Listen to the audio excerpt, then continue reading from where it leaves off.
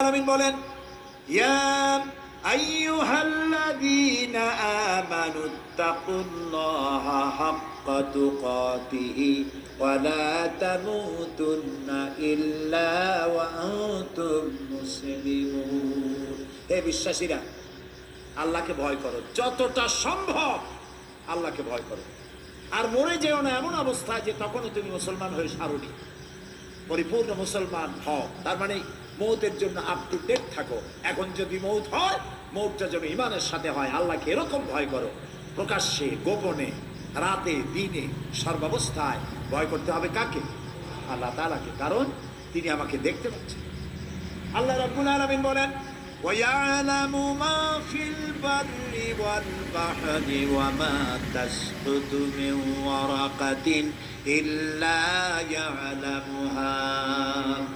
আল্লাহ বলেন, আমি স্থল ভাগে কি হয়, দরিয়ার অথল তলদেশে কি হয়, সব আমি জানি। শুধু তাই নয়, পৃথিবীর কোন একটি গাছের পাতা যদি পড়ে যায়, কোন দেশের কোন গাছের কোন পাতা পড়েছে, আমি আল্লাহ রব্বুল আলামিনের কাছে তার খবর হয়ে যায়। পাতা পড়াও খবর যিনি পান, আমরা কোথায় কি করি তিনি তা টের পান না। এই জন্য কলিজার মধ্যে ভয় রাখতে হবে কার?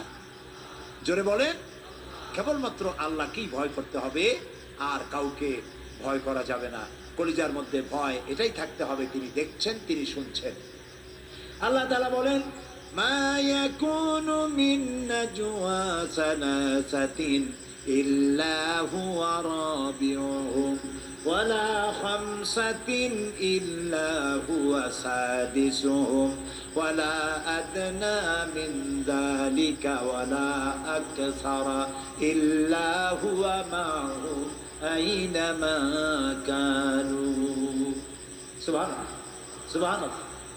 তোমরা যেখানে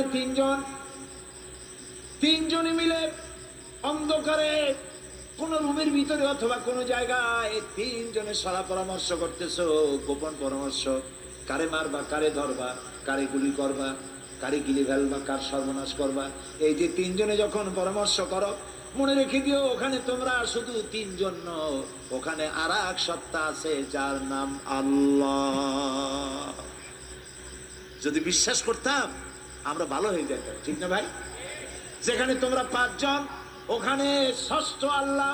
এর চাইতে সংখ্যায় যদি কম হও, এর চাইতে সংখ্যায় যদি বেশি হও, বান্দারে তুমি আছো যেখানে, আমি আল্লাহ সেখানেই। আল্লাহ এগুলি বিশ্বাস করার তৌফিক যেন আমাদেরকে দেন, আমরা বলি আমিন।